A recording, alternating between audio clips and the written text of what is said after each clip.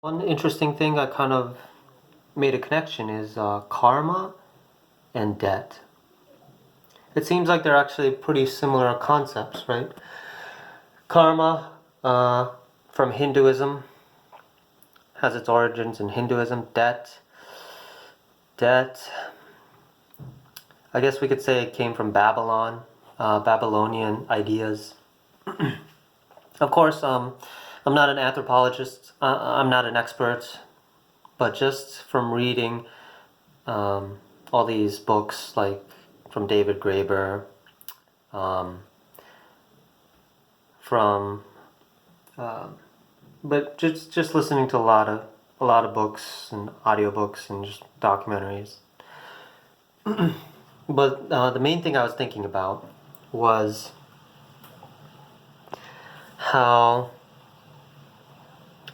they're kind of indicative of the society as a whole. What do I mean?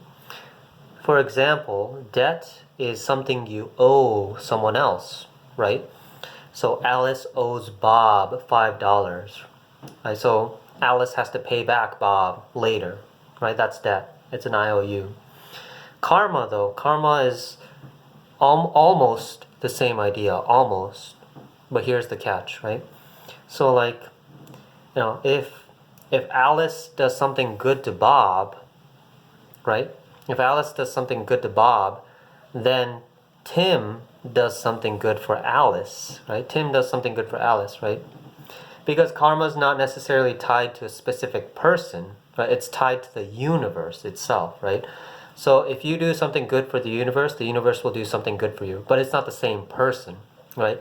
You do something good for Walter, right? And then Matt does something good for you, right? It comes from a different person. And it's not just person, of course. Karma is even more general than that, right? It could be trees, it could be oxygen, it could be any. It doesn't have to be a person, right? Debt is the same, though. Debt doesn't necessarily have to be to a person, right? It could be a debt to society, a debt to nature, right? A debt to the sun, right? It could be more abstract. But the point is, right? What it really symbolizes, right? What it symbolizes, debt is linear, right? Very linear concept, right? I owe Allison $5, right? Allison then no needs $5 from me, right? It's a linear concept, right? Uh, it's between the party, right? But it's like connecting two dots, right? Connecting two dots. That's debt. Whereas karma is more circular, right? I do something good for the next person does something good for the next person does something good for the next person, right? It's passing it forward, right? That's karma. So it's a circular, right? It's a circular idea, right? And this comes to like economy too, right? Where a debt-based economy is very linear, right? So the economy we have today is very linear, right? It's all about mining, extraction, processing, consumption, right?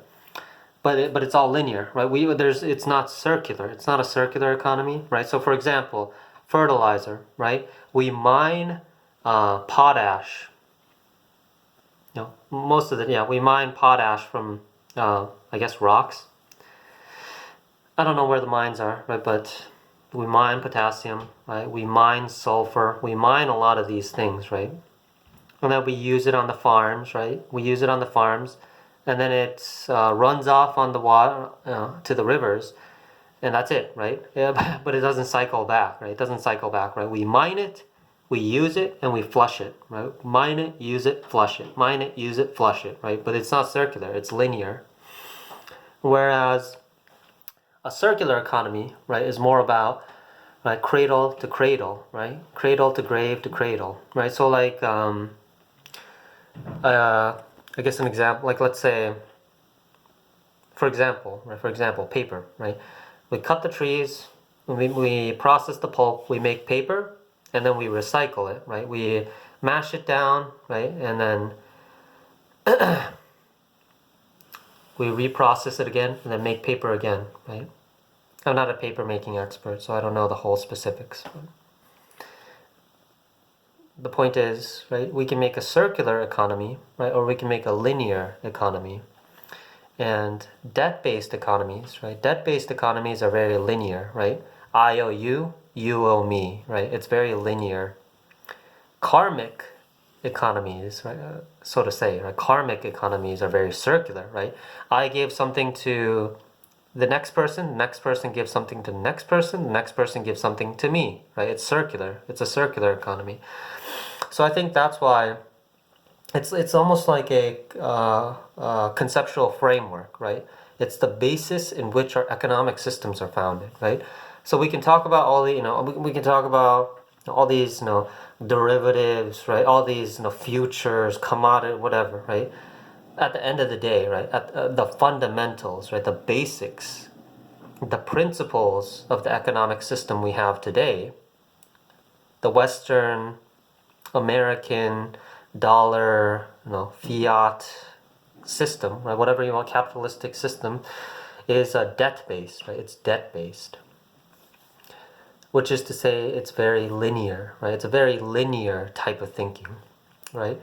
A karmic, so to say, right? I'm just putting names. A karmic-based economy would be very circular, right? It's just it's a conceptual framework, right? It's just an idea, basically, how we look at the world. So it is interesting, right? Just the notion, right? Just the basic ideas of how we operate really, really determine how the economy operates, right? It's not that it's almost like we take these ideas for granted, right? We take the idea of debt so granted, right? We take it for granted, right? That debt-based economy has to be the only way, right? We take it for granted, but it doesn't have to be, right? It's one way to do things, right? It's one way, but it's not the only way. There's many other ways to do things. I'm not saying I know all the ways. I'm not smart enough, right? I don't know if anyone's smart enough to know all the ways to do all economic systems. But there's definitely alternatives, right?